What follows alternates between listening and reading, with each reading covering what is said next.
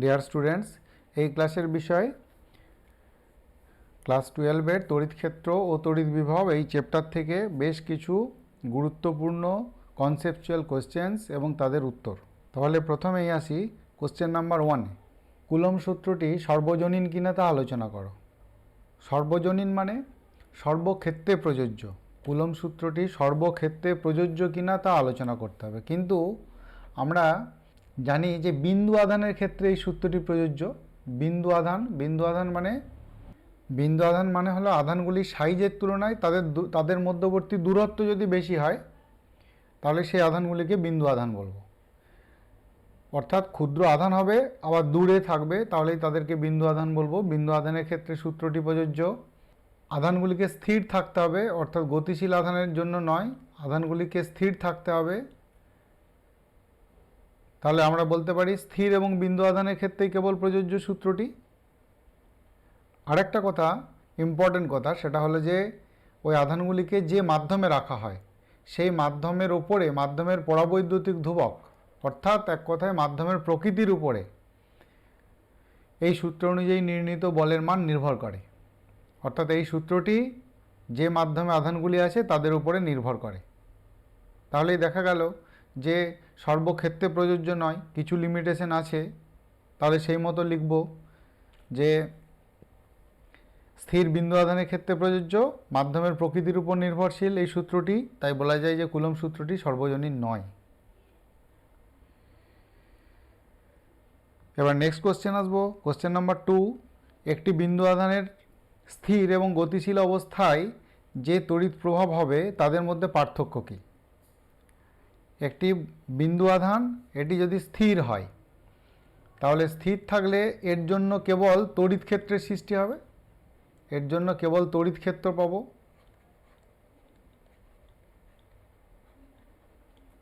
F সমান EQ. তার মানে ওই ক্ষেত্রে কোনো আধান রাখলে তার উপরে বল ক্রিয়া করবে এফ সমান ইকিউ। কিন্তু কোনো আধান যদি গতিশীল হয়, তাহলে কোনো আধান যদি গতিশীল হয় অর্থাৎ তার যদি বেগ থাকে, তাহলে প্রথমত তড়িৎ প্রবাহ পাওয়া যাবে। মানে আধান গতিশীল হলেই তো তড়িৎ প্রবাহের সৃষ্টি হয়, তাহলে গতিশীল আধান এর জন্য তড়িৎ প্রবাহ পাবো। আবার ওরস্টেডের সূত্র পরীক্ষা থেকে জানি যে তড়িৎ প্রবাহ চললে চৌম্বক ক্ষেত্রের সৃষ্টি হয়। তাহলে আধানটির জন্য তড়িৎ ক্ষেত্র তো থাকবেই, আবার এর জন্য চৌম্বক ক্ষেত্রেরও সৃষ্টি হবে। তাহলে আধান যখন গতিশীল হবে তখন এর জন্য তড়িৎ ক্ষেত্র চৌম্বক ক্ষেত্র উভয়ই পাবো, আর স্থির আধানের জন্য কেবল তড়িৎ ক্ষেত্র পাবো। তাহলে সেই মতো শর্টে লিখে নেব। Next question number 3। দূরত্বের সঙ্গে দুটি বিন্দু আধানের মধ্যে তাড়িতিক বলের পরিবর্তন লেখচিত্রের সাহায্যে দেখাও। তাহলে এক্স অক্ষ বরাবর দূরত্বকে আর দিয়ে প্রকাশ করছি।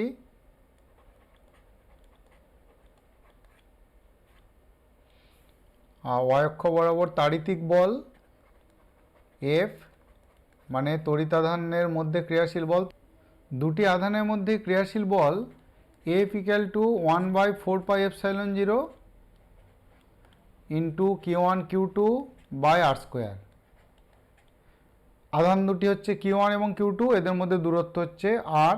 তাহলে কুলম্ব সূত্র অনুযায়ী ওদের মধ্যে ক্রিয়াশীল বল F equal to 1/4πε0 Q1 Q2 by R square.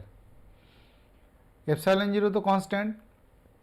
আবার এখানে বলেছে দূরত্বের সঙ্গে বলের সম্পর্ক, তার মানে Q1 Q2 আধান দুটিকেও ধ্রুবক ধরে নেব। তার মানে পড়ে রইল এফ ভ্যারিজ অ্যাজ 1/r²। অর্থাৎ ওই তাড়িতিক বল আধান দুটির মধ্যবর্তী দূরত্বের বর্গের সহিত ব্যস্তানুপাতিক। তাহলে এই সম্পর্কটিকে লেখচিত্রে প্রকাশ করতে হবে, লেখচিত্রে দেখাতে হবে এই সম্পর্কটিকে। এরকম নিচে এসে প্রায় সমান্তরাল করে দেবে, তাহলে অসীমে গিয়ে মিলিত হবে বা অসীমে গিয়ে এফ এর মান 0 হবে, সেটাকে প্রকাশ করলো। তাহলে এফ ভ্যারিজ 1/r²। এই সম্পর্কের জন্য আমরা আর এবং এফের মধ্যে লেখচিত্রটা যেমন ছবিতে আঁকলাম এরকম পেলাম। তাহলে এরকম লেখচিত্রটি দিয়ে দেবো। এবার কোশ্চেন নাম্বার 4, আধানের উপরিপাতনের নীতিতে কুলম্ব সূত্র লঙ্ঘিত হয় কি? মনে করো যে এখানে 3টি আধান আছে, কোনো তড়িৎ আধান সংস্থাতে 3টি আধান আছে, কিউ, কিউ1, কিউ2।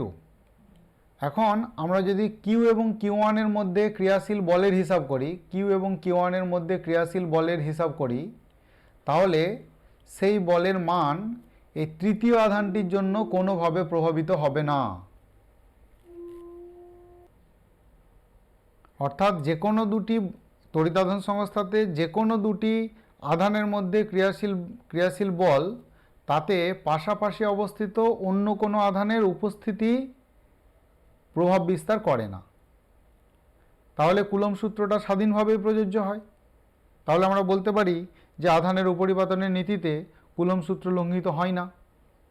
সেটি লিখে নেব।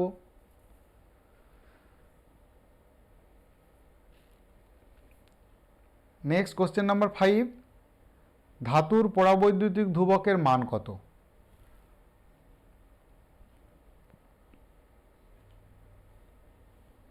ধাতুর পরাবৈদ্যুতিক ধ্রুবকের মান অসীম।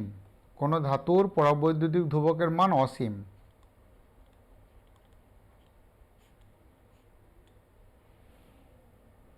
কারণ কোনো তড়িৎ ক্ষেত্রে একে যদি রাখা হয়, তড়িৎ ক্ষেত্রে এই ধাতুটাকে রাখলেও এর ভেতরে তড়িৎ প্রাবল্য শূন্য হয়। এর ভেতরে তড়িৎ প্রাবল্য শূন্য হয়, কারণ ওর ভেতরে কোনো বলরেখা থাকতে পারে না, তড়িৎ বলরেখা থাকতে পারে না। তাহলে যদি তড়িৎ প্রাবল্য শূন্য হয়, তাহলে আমরা E = Q/kr²। এখান থেকেই বুঝতে পারছি যে কে এর ভ্যালুটা অসীম হবে। তাহলে সেই অনুযায়ী শুধু লেখাটা লিখে নিচ্ছি। ধাতুর পরাবৈদ্যুতিক ধ্রুবক অসীম, এটা প্রথমে লিখব। তারপরে কারণ হিসাবে লিখব তড়িৎ ক্ষেত্রে কোনো ধাতব পদার্থকে রাখলে তার মধ্যে তড়িৎ প্রাবল্য শূন্য হয়, অর্থাৎ তার ভেতরে কোনো তড়িৎ বলরেখা থাকতে পারে না।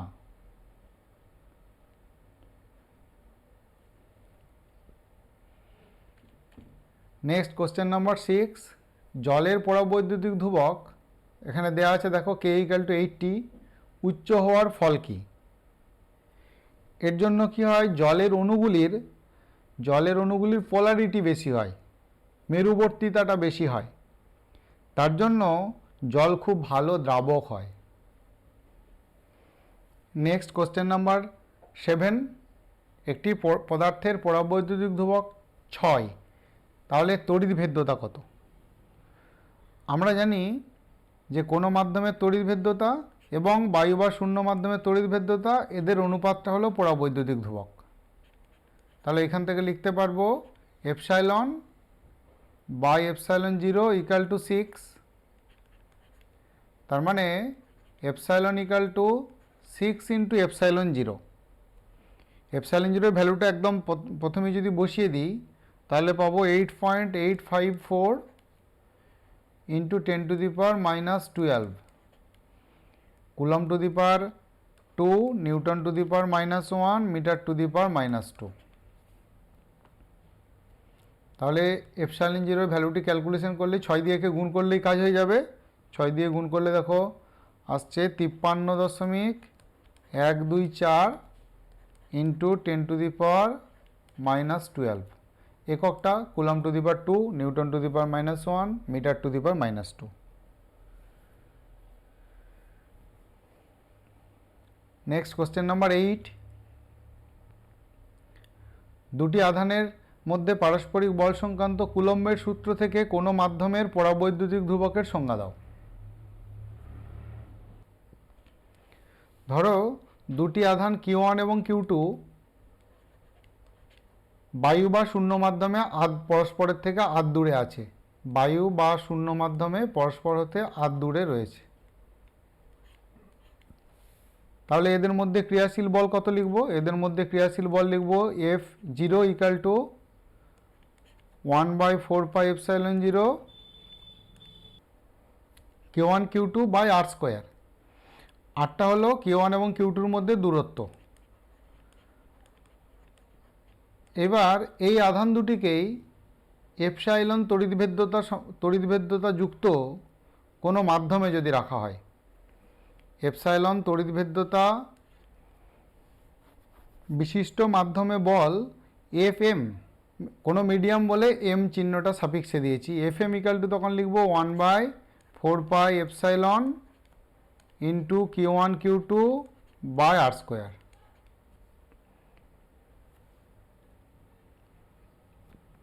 তাহলে এখন F0 অতএব করে লিখি, অতএব F0 বাই FM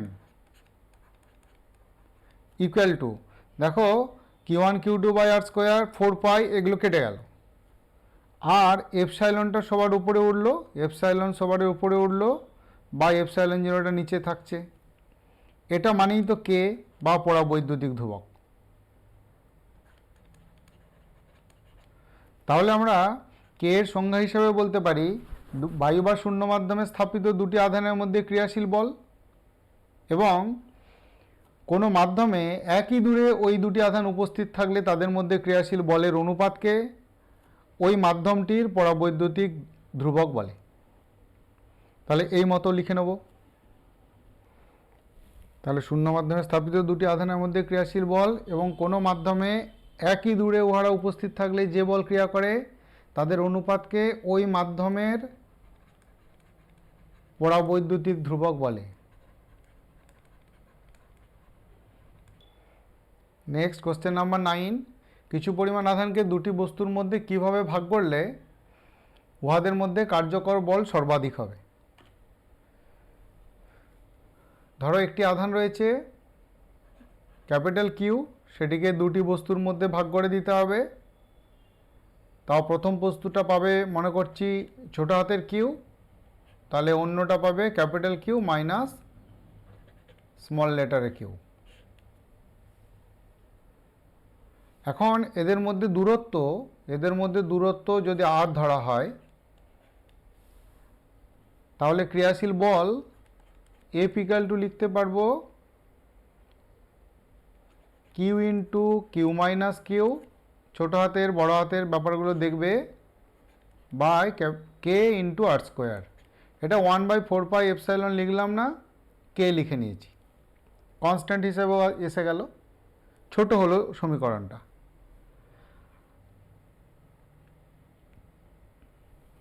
তাহলে এখানে মোট আধান বড় হাতের কিউ, প্রথমটিতে আধান বা একটিতে আধান ছোট হাতের কিউ, ওদের মধ্যে দূরত্ব আর এফটা হচ্ছে ওই আধান দুটির মধ্যে ক্রিয়াশীল বল।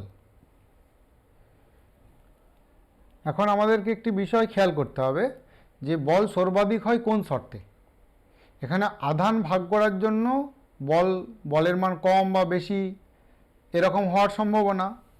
তাহলে আধান ভাগ করে প্রথমটিকে দিয়েছি ছোট হাতের কিউ, তাহলে সেই অনুযায়ী কিউ এর মান কত হলে বলটা সর্বাধিক হবে না হবে তা বিচার করতে হবে। তাই এক্ষেত্রে শর্তটি লিখতে হবে ডিএফ ডিকিউ ইকাল টু 0। বল সর্বাধিক হওয়ার শর্ত, সর্বনিম্ন হওয়ার শর্ত, সেই অনুযায়ী ডিএফ ডিকিউ ইকাল টু 0। এখানে ভেরিয়েবলটা কিউ, কেননা ভেরিয়েবলটা কিউ বলতে আমি এখানে কতটা আধান দেবো সেটাই বের করতে বলেছে, অর্থাৎ কিউ এর মানটা এখানে পরিবর্তনশীল। তাই কিউ এর সাপেক্ষে এফ এর ডেরিভেটিভ করব, যেটা পাবো তাকে 0 করব। তাহলে সেই অনুযায়ী বল সর্বাধিক হওয়ার শর্ত নির্ণয় হবে।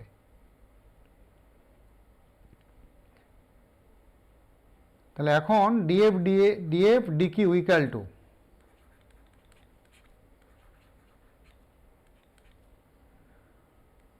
1/kr², একে বাইরে বের করে নাও।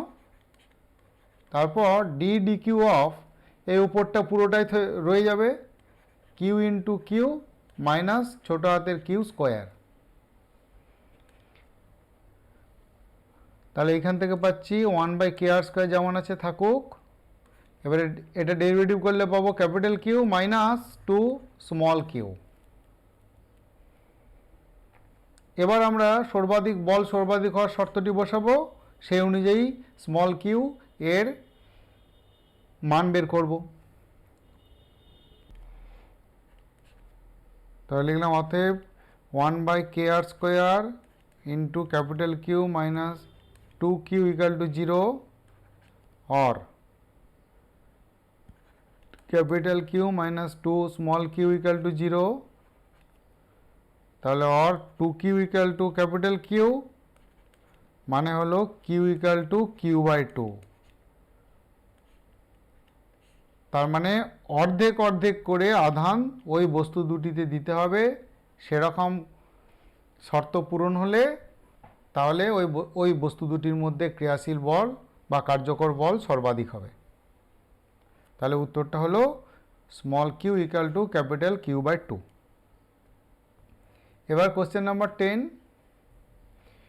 এম ভর ও ই আধান বিশিষ্ট কোনো ইলেকট্রনকে ক্যাপিটাল ই তড়িৎ ক্ষেত্রে ছেড়ে দিলে তার ত্বরণ কত হবে? তাহলে একটি ইলেকট্রন, এর ভর দিয়ে দিয়েছে এম আর চার্জ ই, তার মানে ইলেকট্রনের ভর আধান এগুলো বসাতে হচ্ছে না, এম আর ই বসিয়ে দিলেই হলো। একে ই তড়িৎ ক্ষেত্রে ছেড়ে দেওয়া হয়েছে, তাহলে এর উপরে বল কত ক্রিয়া করবে সেটা দেখি, সেই অনুযায়ী ত্বরণটা বের করে নেব। তাহলে ইলেকট্রনটির ওপর ক্রিয়াশীল বল এফ সমান ক্যাপিটাল ই ইন্টু স্মল ই, সূত্রটা হচ্ছে এফ সমান ই কিউ।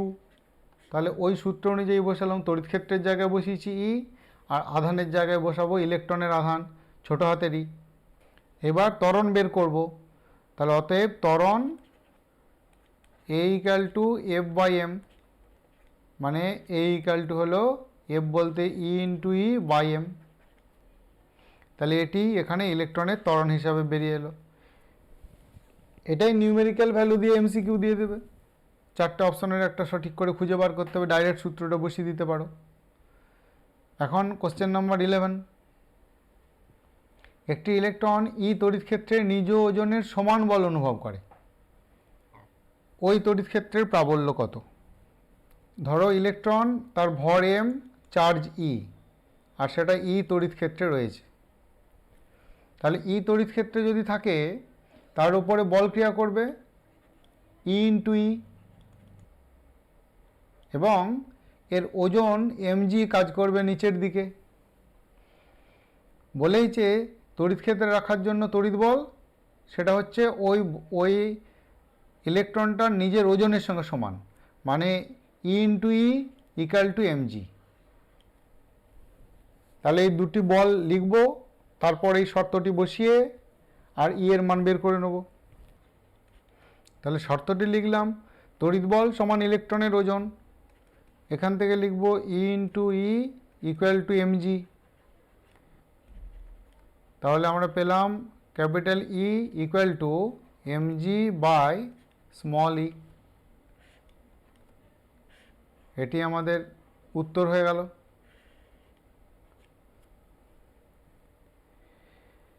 এবার কোশ্চেন নাম্বার 12, বিভবের নতিমাত্রার এসআই একক। বিভবের নতিমাত্রা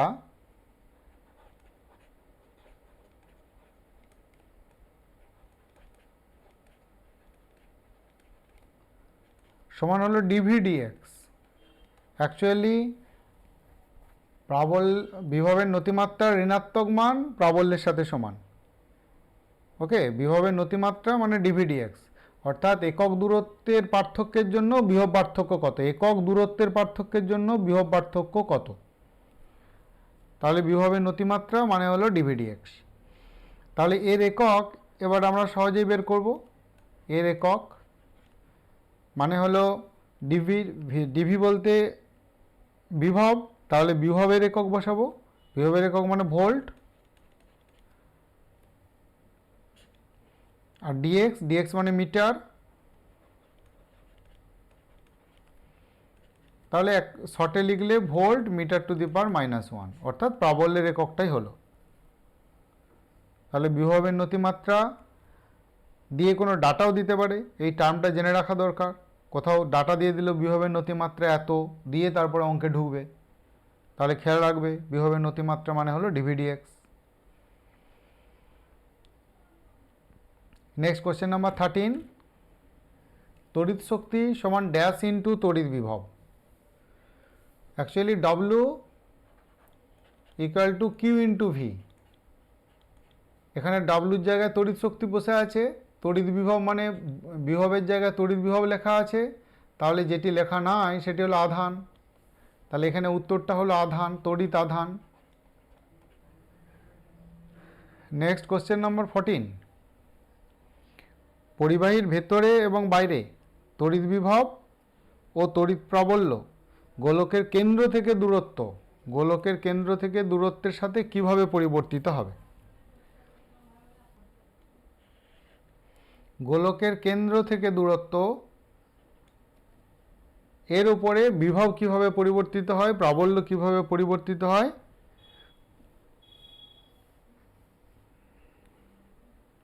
সেটি লেখচিত্রের সাহায্যে দেখাতে হবে। তাহলে প্রথমে আসি বিভবের পরিবর্তন। কোনো আহিত পরিবাহী গোলকের ভেতরে বিভব কনস্ট্যান্ট, ভেতরে বিভব কনস্ট্যান্ট। তার মানে ভেতরে বিভব কনস্ট্যান্ট বলতে যতক্ষণ দূরত্বটা শূন্য থেকে আর, যতক্ষণ দূরত্বটা শূন্য থেকে ব্যাসার্ধের সমান, ব্যাসার্ধটা ধরো ক্যাপিটাল আর, ততক্ষণ বিভবটা কনস্ট্যান্ট থাকবে, একটি নির্দিষ্ট মানের থাকবে, যা ওর পৃষ্ঠে বিভব সেই বিভবটি।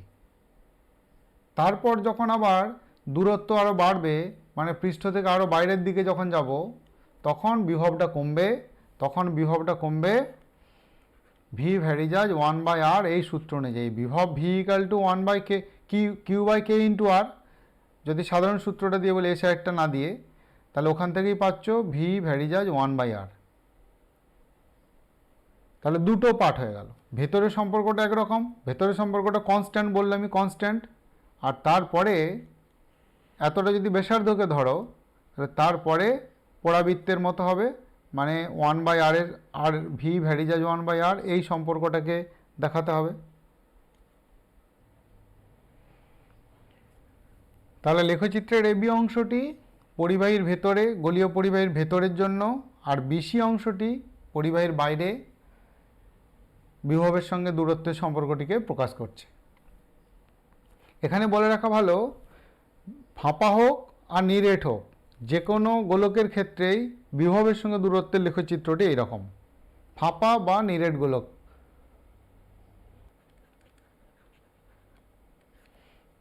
কিন্তু প্রাবল্যের ক্ষেত্রে এখানে তাহলে দূরত্বের সঙ্গে বিভবের লেখচিত্র ফাঁপা নিরেট উভয়ের জন্যই হয়ে গেল, ভেতরে বাইরে উভয়ের জন্যই হয়ে গেল। কিন্তু প্রাবল্যের ক্ষেত্রে ফাঁপা পরিবাহীর জন্য একরকম, নিরেটের জন্য আরেক রকম। তাহলে প্রাবল্য আঁকবো কিন্তু ফাঁপা পরিবাহীর জন্য করি, প্রথমে একটা ফাঁপা তারপর একটা নিরেটের জন্য করব। তাহলে এক্ষেত্রে এক্স অক্ষ বরাবর দূরত্ব,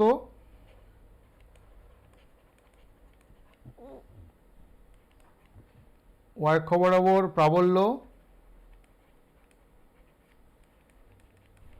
প্রকাশ করব। এবার এক্ষেত্রে ফাঁপা পরিবাহীর ক্ষেত্রে পৃষ্ঠ পর্যন্ত, কেন্দ্র থেকে পৃষ্ঠ পর্যন্ত প্রাবল্যের মান 0, কেন্দ্র থেকে পৃষ্ঠ পর্যন্ত প্রাবল্যের মান 0, মানে আর লেস ইকুয়াল টু আর, এত দূর পর্যন্ত হচ্ছে প্রাবল্যটা 0।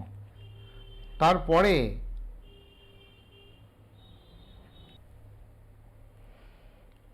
আর গ্রেটার দেন আর, এখানে প্রাবল্যর ভ্যালুটা হবে 1/r²। অর্থাৎ এরকমই লেখচিত্রটি হবে বিসি অংশের মতো, কিন্তু একটু স্লোপটা বেশি হবে। তাহলে এখানেতে কেন্দ্র থেকে পৃষ্ঠ পর্যন্ত প্রাবল্যের কোনো মান নেই, মানে এখানে কোনো লেখচিত্র আসছে না। তারপরে অংশটা 1/r² এর সঙ্গে সমানুপাতি, সেই মতো করে দেখাবো। তাহলে এখানে ই 0, আর এটা হচ্ছে ভেতরে, পরিবাহীর ভিতরে, আর এখানে ই ভ্যারিজাজ 1/r², এটা হলো পরিবাহীর বাইরে। এবার আসবো নিরেট গোলকের ক্ষেত্রে। তাহলে এক্স অক্ষ বরাবর দূরত্ব আর, ওয়াই অক্ষ বরাবর প্রাবল্য ই কে প্রকাশ করেছি।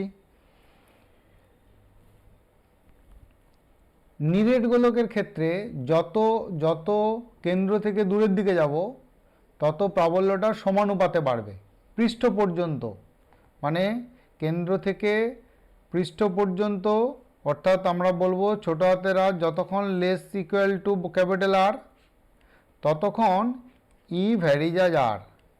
তার কারণ ছোট্ট এখানটাতে যখন, তখন আধানের পরিমাণটা কম, প্রাবল্য কম, তখন আধানের আয়তন মাত্রিক ঘনত্ব সমস্ত ভেতরটাতেই আধান আছে ধরতে হবে। আবার এই অংশটাকে যখন ধরবো তখন আধানের পরিমাণটা আরেকটু বাড়বে, মানে প্রাবল্যটা আরেকটু বাড়বে। সিমিলারলি আস্তে আস্তে যত বেশি আধান ধরবো, আধানটা যত বেশি এনক্রোচ করব ওই গোলকটার মধ্যে, তত প্রাবল্যটা বেশি হবে। তার মানে প্রাবল্যটা দূরত্বের সঙ্গে, পৃষ্ঠ পর্যন্ত অবশ্যই দূরত্বের সঙ্গে সমানুপাতে বেড়ে বেড়ে যাবে। তারপরে বাইরে গেল মানে আবার সেম জিনিস, ই ভ্যারিজাজ, অর্থাৎ আর গ্রেটার দেন আর যখন হয়ে গেল তখন ই ভ্যারিজাজ 1/r²। তার মানে আবার এরকম ওই বিসি এর মতো লেখচিত্রটা হবে। তাহলে ও এ, এখানে ও এ বি করে দিয়েছি, ও এ বি এর মতো লেখচিত্রটি হবে। এটি হলো পরিবাহীর ভিতরে, আর এটি হলো পরিবাহীর বাইরে।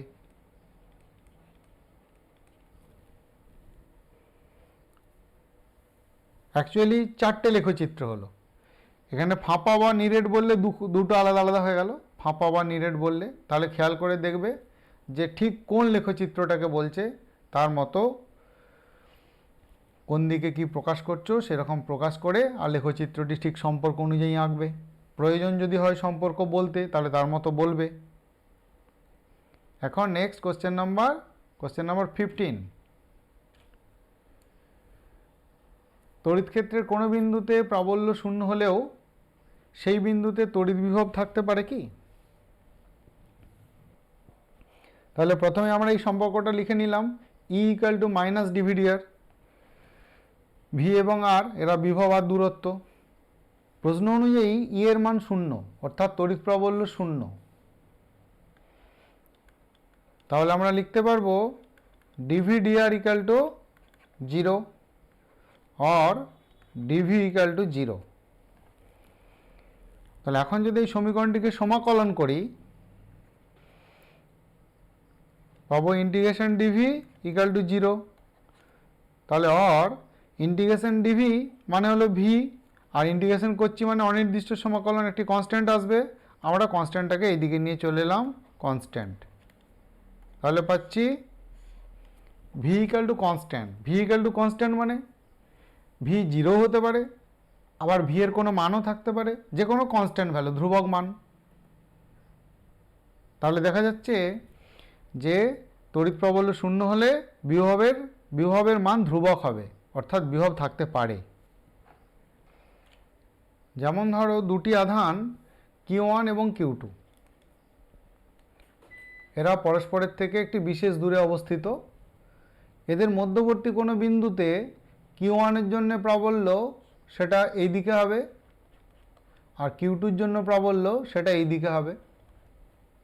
প্রাবল্য মানেই এখানে +1 আধান আছে ধরে হিসাব করবে, তাহলে Q1 ওই প্লাস আধানটাকে বিকর্ষণ করবে, তাহলে প্রাবল্যের অভিমুখ হলো ওর থেকে দূরের দিকে।